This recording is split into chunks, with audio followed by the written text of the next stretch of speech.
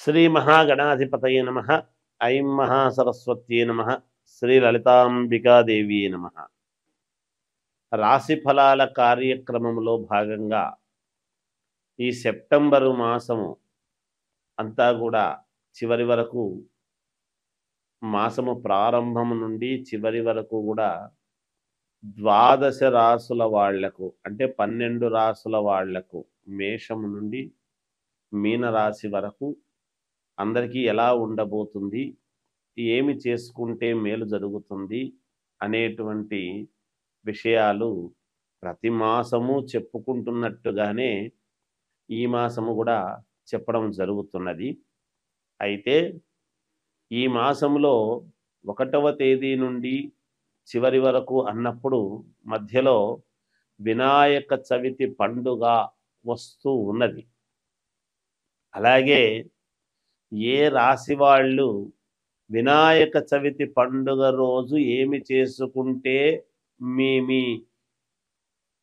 పనులకు విఘ్నాలు తొలగి నిర్విఘ్నముగా బాగా ఉండేట్టుగా మేలు జరుగుతుంది అనేటువంటి విషయాన్ని ఈ ద్వాదశ రాసుల వాళ్లకు కూడా చివరిలో చెప్పడం జరుగుతున్నది. అందువలన అసలు ఎలా ఉండబోతుంది, ఏ రాశి వాళ్లకు, ఏ రాశి వాళ్ళు ఏమి పరిహారము చేసుకుంటే మేలు జరుగుతుంది. వినాయక నవరాత్రులు వస్తున్నాయి. ఈ వినాయక నవరాత్రులలో ఏదో ఒక రోజు, ఏ రోజైనా పర్వాలేదు, ఏమి పాటిస్తే మీకు మేలు జరుగుతుంది. 11 రోజుల లోపల మొదటి రోజే అందరికీ కుదరకపోవచ్చును కదా. కాబట్టి 9 రోజులో, 11 రోజులో లేదా 3 రోజులో జరుగుతుంది. అయితే ఇళ్లల్లో పూజలు చేసుకుంటారు, వినాయక చవితి పూజలు. కానీ వినాయక దేవాలయములో చేసుకునేటువంటి పరిహారం ఏమిటి అనేటువంటిది నేను చెబుతాను. మనం ఏ కార్యక్రమం చేసినా ముందు వినాయకుడిని పూజిస్తాం. అలా మేలు జరగడానికి మీకు తెలియజేస్తున్నాను. పూర్తిగా విని శ్రద్ధగా అవి పాటించండి, తప్పకుండా మీకు విజయం లభిస్తుంది అనేటువంటిది తెలియజేస్తున్నాను.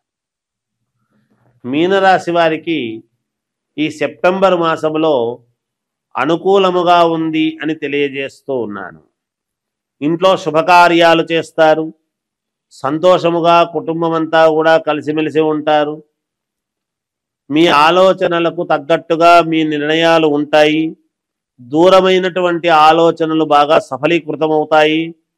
స్థిరత్వము, స్థిరాస్తి యోగ్యత కలుగుతుంది. ధనము వ్యయము కలుగుతుంది. ఆప్తబంధువుల యొక్క కావాల్సినటువంటి వ్యక్తులకు కాస్త అనారోగ్యము అనేటువంటిది కలగవచ్చును.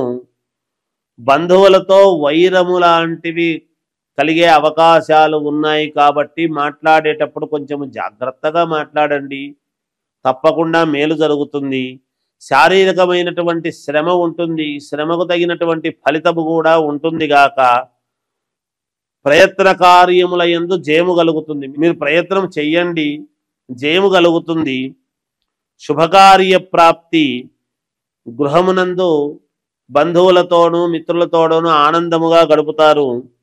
బంధుమిత్రుల సమాగమనము, అందరూ ఒకేసారి రావడము, పలకరించడము, వెళ్ళడం అంటే శుభకార్యాలు జరుగుతాయి కాబట్టే కదా వచ్చి వెళతారు. మంత్రసిద్ధి, ఎవరైనా మంత్రానుష్ఠానము చేసుకోవాలి అని అనుకునేటువంటి వాళ్లకు మంత్రసిద్ధి అనేటువంటిది కలుగుతుంది. అలాగే శత్రునాశనము, మీకు శత్రువులు ఎవరైతే ఉన్నారో వాళ్ళ పైన మీరు విజయము సాధించడము లాంటివి జరుగుతాయి. ఇష్టకార్య సిద్ధి, మీరు ఏదైతే ఇష్టపడి ఒక కార్యము చెయ్యాలి అనుకుంటారో ఆ కార్యము సిద్ధించి తీరుతుంది గాక. తద్వారా సుఖము కలుగుతుంది. వృత్తియందు స్థిరత్వము కలుగుతాయి.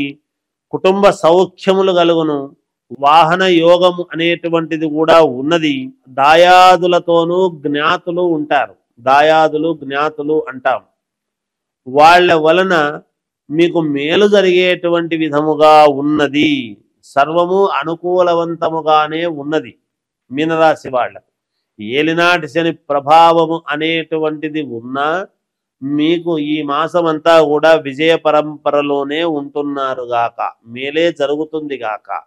ఇంకా మెరుగైనటువంటి ఫలితాలు మీరు సాధించాలి అని గనక అనుకుంటే ఈ వినాయక నవరాత్రులలో వినాయక చవితి పండుగ రోజు కానీ లేదా ఏదో ఒక రోజు మీరు వినాయకుని గుడికి ఇవ్వవలసినటువంటిది ఏమిటి అంటే 2.5 కిలో బియ్యము, తర్వాత 2 టెంకాయలు, తర్వాత 2 లీటర్ల పాలు, ఆవు పాలు తీసుకోండి. 5 తమలపాకులు, 5 ఒక్కలు తీసుకొని అక్కడ వినాయకుడి గుళ్ళో ఇవ్వండి. మీకు మేలు జరుగుతుంది. జయోస్తు. భాద్రపద మాసము యొక్క విశిష్టత వైశిష్ట్యం ఏమిటి అని మనం ఒక్కసారి చూసుకున్నట్లయితే, శ్రావణ మాసం అయిపోతూనే భాద్రపద మాసము వస్తుంది. భాద్రపద శుద్ధ చవితి వినాయక చవితి. ఆ వినాయక నవరాత్రులు 11 రోజుల 9 రోజుల అనేటువంటిది మనం చేయడం జరుగుతూ ఉన్నది వినాయక నవరాత్రులు. అయితే భాద్రపద మాసము అనంగానే కలవు చండీ వినాయకవు అని. కలియుగములో చండీ అంటే అమ్మవారు పార్వతీదేవి కదా, అందువలన అమ్మవారిది వినాయకవు అన్నాడు. అంటే వినాయకుడు. మనం ఏ కార్యక్రమము చేసినా, ఏ పూజ చేసినా, ఏది తలపెట్టినా ముందు గణపతి పూజ చెయ్యందే, ముందు గణపతి స్మరణ చెయ్యనిదే మనం ఏది చేయటానికి లేదు. ఎందుకంటే దేవతలు కూడా గణపతికి ప్రథమ గణాధిపత్యం అనేటువంటిది ఇచ్చారు. కాబట్టి మనము కార్యము ఏది తలపెట్టినా అది నిర్విఘ్నముగా సాగాలి అంటే అందుకని వినాయకుడి యొక్క మననం మనం చెయ్యాలి. అందుకే ఏదైనా ఒక శుభకార్యం చేస్తున్నామంటే ముందు వినాయకుడిని చేసి పెట్టకూడదు పసుపుతో. అలా వినాయకుడిని చేసి పెట్టాము అంటే కార్యక్రమం అంతా ఆలస్యం అవుతుంది. వచ్చి పీటల మీద కూర్చున్న తర్వాతనే ఇంకా వినాయకుడిని చేయటం అనేది జరుగుతుంది. ఇది మనం గుర్తుంచుకోవాలి. చాలామంది పూజారులు కావచ్చు, పౌరోహితులు కావచ్చు ఇది పాటిస్తారు చాలామంది. అలా విఘ్నాలు కలిగించేటువంటి వాడు వినాయకుడే, ఎవరో కాదు. అందుకనే మనము వినాయకుడిని మనము ఎటువంటి విఘ్నాలు లేకుండా నిర్విఘ్నముగా సాగాలి స్వామి అనేటువంటి ఇదితో మనం వినాయకుని పూజలు చేస్తాం. అటువంటి వినాయక నవరాత్రులు అనేటువంటివి మనము జరుపుకుంటూ ఉంటాము ఈ యొక్క ఇదిలో. తర్వాత ఈ నిమజ్జనము అది అయిన తర్వాత వెంటనే మహాలయ పక్షాలు ప్రారంభమవుతాయి 18వ తేదీ నుండి. మహాలయ పక్షాలు అంటే ఆ పక్షమి 15 రోజులు మనం ఏమి చేయడానికి ఉండదు. మహాలయ పక్షాల్లో అంటే పితృకార్యక్రమాలు అవి చేసుకోవటానికి చాలా ఉపయోగపడతాయి. అంటే పొరపాటున గనక మనము ఎప్పుడైనా పితృకర్మలు చేయకపోతే లేదా పితృదోషాలు ఉండేటువంటి వాళ్లకు వంశపారపర్యముగా మేము ఎంత కష్టపడుతున్నా మాకు బాగా జరగడం లేదు గురువు గారు, ఏమి దోషం ఉందో ఏమో, మా జాతకాల్లో మేము అన్నీ చూపించుకున్నాము, మరి ఎందుకో మేము ముందుకు వెళ్ళలేకపోతున్నాము, మేము ఈ వ్యాపారంలో కలిసి రావడం లేదు, ఈ ఉద్యోగంలో నాకు ఇబ్బందిగా ఉంది, లేదా ఇది జరగడం లేదు అని వస్తారు. చాలా మందికి పితృదోషాలు అనేటువంటివి ఉంటాయి. ఈ పితృదోషాలు అనేటువంటివి ఎక్కడి నుంచి వస్తాయంటే మనము చేసేటువంటి పనులు మన పిల్లలకు రావటం అనేటువంటిది జరుగుతుంది. అందుకనే మనము పుణ్యము చేస్తే పుణ్యము పిల్లలకు వస్తుంది, మనం ఏదైనా ఇబ్బందులు చేస్తే ఇబ్బందులు పిల్లలకు వస్తాయి. అది గమనించాలి. అది అలాంటి పితృదోషాలు అవి ఉండి వాటి వలన ఎవరెవరికి ఎటువంటి పితృదోషాలు ఉన్నాయి ఏమిటి అనేటువంటి వాటి పరిహారాలు చేసుకోవటానికి మనము జీవితంలో ముందుకు వెళ్ళటానికి ఆ మహాలయ పక్షం అనేటువంటివి మనకు చాలా వరకు మేలు చేస్తుంది. అటువంటి సమయంలో గనక దోషాలు పోవడానికి గనక మనం చేసుకున్నాము అంటే మన జీవితంలో ఎన్నో కోట్ల రెట్లు మేలు జరిగే అవకాశం ఉంటుంది. ఎప్పటి నుంచో బాధపడుతుండేటువంటి బాధలన్నీ కూడా తొలగిపోయి మేలు చేసుకోవచ్చు. అయితే ఎటువంటి పరిహారాలు గురువుగారు అనవచ్చును. అయితే ఎవరి జాతకాన్ని బట్టి వాళ్లకు పరిహారాలు ఉంటాయి, ఎవరి స్థితిగతులను బట్టి వాళ్లకు పరిహారాలు ఉంటాయి. అంటే స్థితిగతులను బట్టి పరిహారాలంటే డబ్బు గురించి అని కాదు, జాతక స్థితిగతులను బట్టి, జాతకములో ఉండేటువంటి నవగ్రహ స్థితిగతులను బట్టి నేను చెబుతున్నాను. ఆస్తిపరుడైతే ఎక్కువ ఉంటుంది, ఆస్తి లేని వాళ్ళకైతే తక్కువ ఉంటుంది అని ఆ ఉద్దేశ్యంతో అనడం లేదు. అంటే ఉన్న గ్రహస్థితులను బట్టి వాటి యొక్క కర్మ ఫలితాలను బట్టి పితృదోషాలు ఎటువంటి ఉన్నాయి ఏమిటి అనేటువంటిది చూసుకొని ఎటువంటి దోషాలను మనము పోగొట్టుకుంటే మేలు అనేటువంటి దానికి మహాలయ పక్షాలు ఉన్నాయి. ముందు వినాయకుడి యొక్క పూజలు జరుగుతూ ఉన్నాయి, నవరాత్రులు. ఇవి రెండూ కూడా భాద్రపద మాసములో రావటము విశేషం. ఎప్పుడూ కూడా భాద్రపద మాసంలోనే వస్తాయి. దీంట్లో పెద్దగా ఏమీ ఆలోచన ఏమి లేదు. అంటే పౌర్ణమి వరకు చూడండి, భాద్రపద శుద్ధ పౌర్ణమి వరకు వినాయకుడి యొక్క వ్యవహారాలన్నీ కూడా నడుస్తాయి. ఆ తర్వాత పౌర్ణమి తర్వాత నుంచి మహాలయ పక్షాలు మళ్ళీ అమావాస్య వరకు ఉంటాయి. ఆ తర్వాతనే మనకు ఏమిటి అంటే మళ్ళీ నవరాత్రులు, అమ్మవారి నవరాత్రులు. అందుకే నేను మొదట్లోనే కలవు చండీ వినాయకవు అన్నాను. అమ్మవారి నవరాత్రులు అంటే మొదట కొడుకువి నవరాత్రులు, తర్వాత తల్లికి నవరాత్రులు. వీళ్ళిద్దరికే నవరాత్రులు. పేరు ఏది పెట్టినా గుప్త నవరాత్రులని ఇవన్నీ కూడా తర్వాత మళ్ళీ మనం చెబుతాం మామూలుగా.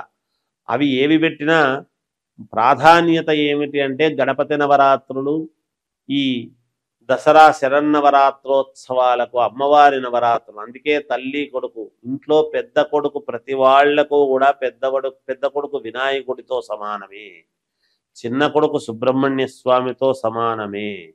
అదేమిటి గురువు గారు, ఒకవేళ 3-4 కొడుకులుంటే అని అనుకోవచ్చు. నేను మాట వరుసకే చెప్పాను పెద్ద కొడుకు వినాయకుడు లాంటి వాడు అని. ఎందుకంటే బరువు బాధ్యతలు వినాయకుడికి తెలిసినంతగా ఎవరికి తెలియదు. అందుకని ఆయనకు మనము ఆరాధించడంలోనే మన బరువు బాధ్యతలన్నీ కూడా తొలగాలి, మేలు జరగాలి అని కదా మనం పూజిస్తాం. అందువల్ల చెప్పాను. ఈ భాద్రపద మాసాన్ని అందరూ కూడా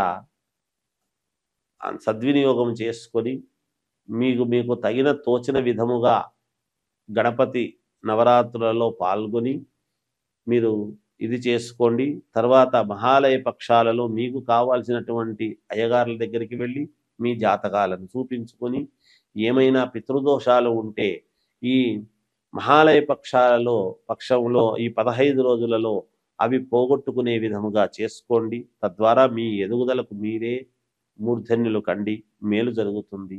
జయోస్తు.